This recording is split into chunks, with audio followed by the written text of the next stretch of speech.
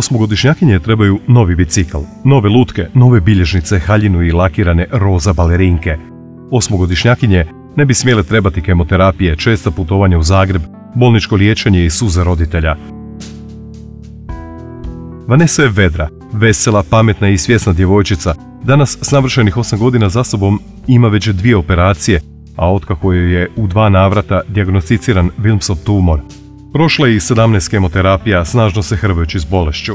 Danas se poslije drugog operativnog zahvata oporavlja kod kuće, ali liječi u Klajićevoj u Zagrebu, u klinici za dječje bolesti, kao i u osječkom KBC-u.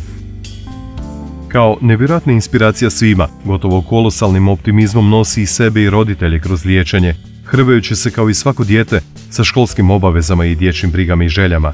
I dok brojni među nama svakodnevna veselja i sitnice doživljavaju i prihvaćaju kao naravnu stvar, Vanessinim roditeljima treba samo jedno. Vanessi ne manjka ljubavi, vedrine, dječjih radosti, optimizma i ambicija. Vanessi ne manjka ni želje ni volje na putu ozdravljenja.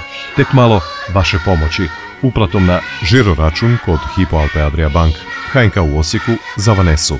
HR 84 25 0000 9 crtica 11 02 000 707.